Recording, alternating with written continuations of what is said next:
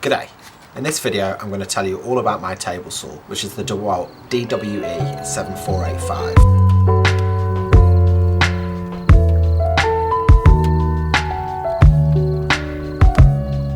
I've owned this table saw for just about a year, and I thought that gives me enough sort of guts to give you my full thoughts on what it's like to own such a table saw. Now, I thought it makes sense to start off with price. So in New Zealand it retails at about $1,020, not including the stand. I managed to do a bit of shopping around, and two of the major shops here price match against each other, so I ended up getting it for about 870 New Zealand dollars. But for context, power tools cost a lot more for us here in New Zealand, so that's probably not a fair reflection. And the likelihood is that if you're not in New Zealand, you already understand where the pricing's going to be. I'll pop up here what that equates to New Zealand dollars into, you know, the main currencies, so you get a bit of a context of what I paid for it.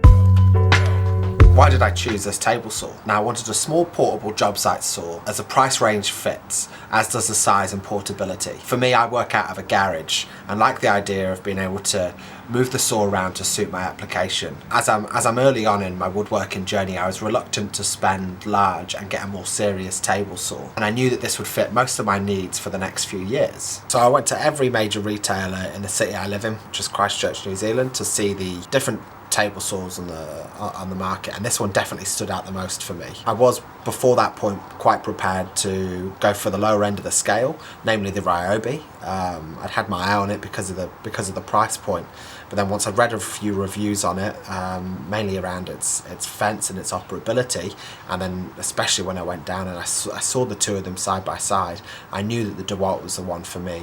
And that I'd be happy to spend the extra money to get what that's got. Now, I think the build quality for the DeWalt far supersede the other ones, except maybe the Hikoki, who seemed to have a similar sort of feel to it.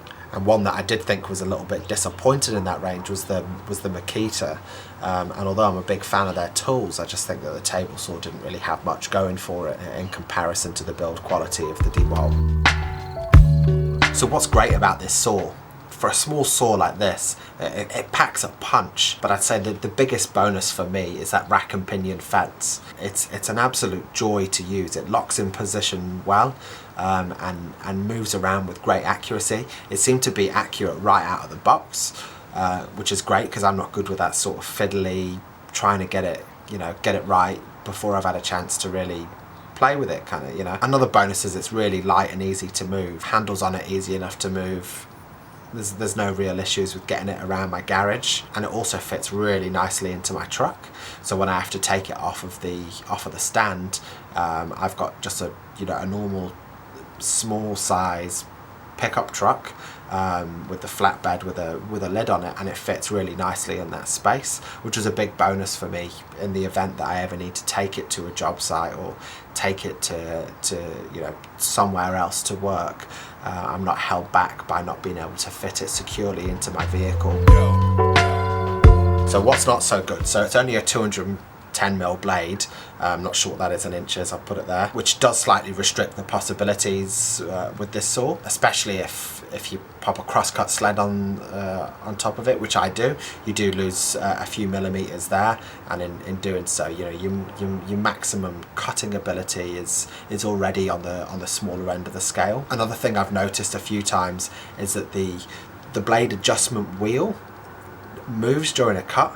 Now, the only reason I've even noticed this is reviewing footage of me making things. So, and I've spotted the wheel in movement. So if I was making something like a using a box cut jig where the height of the blade is really important, that could really sort of mess up my chi. I have seen a few videos repairing this issue, and it's something I'm going to try before I ever do anything accurate, but it's something worth considering is that this wheel seems to have a mind of its own. So even though you can still cut up to about 610mm off to one side, I believe, it's still really difficult to cut sheet goods of that sort of size and ilk on the table saw due to just how small the frame of it is, and obviously how large the sheet goods are. Now I'm going to do a bit of a workaround soon and make a bench to surround my table saw, which will have an outfeed table and all that, so that'll sort of solve that solve that dilemma for me. However, that is quite a bit of messing around to do if you know your saw's going to be stuck in one place and you've got no intention of moving it around. You know, might be worth considering getting a more purpose-built table saw. I suppose one point to note with that's true of all of the job site style table saws and not just this one. A few things I can't really comment on is the dust collection, mainly because I'm a bit of a mongrel. I am working on it at the moment, but for the duration of the time I've had this saw, I've just set up by the garage door and let the dust travel out like that. Again, I'm not proud of myself, but that's been the reality of my system so far.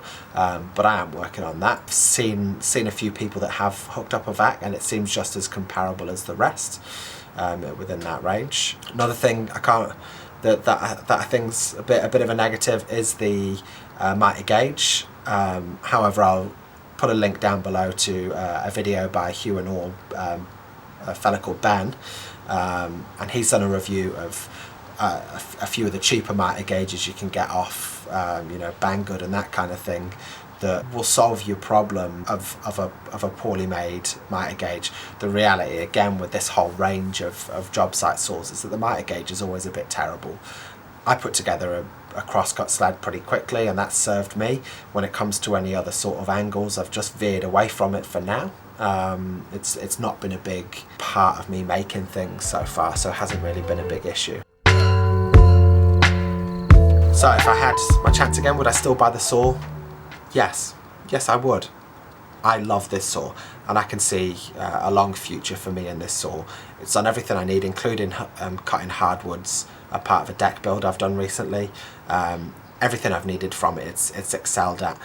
Yeah, the only real drawbacks being, as I've mentioned, the blade size, which I knew upon purchasing it, but for the budget I had at the time, I would have, I'm much happier that I got this saw instead of one of the rival saws with a bigger blade in the same price range that didn't have the build quality. The build quality itself for this saw has been everything to me. The only other thing I probably would have said is not to bother buying the stand. So in conclusion, this is a great saw for the beginner or hobbyist. I don't think it's designed to be on a site every day going hell for leather, which is not how I've treated it anyway, but this has served me so well. I'm so happy with this purchase. It's been worth every cent to me, and I hope this goes some way to convince you to purchase this saw. Now, if this is the first time you've come to one of my videos and you like what you see, please like and subscribe.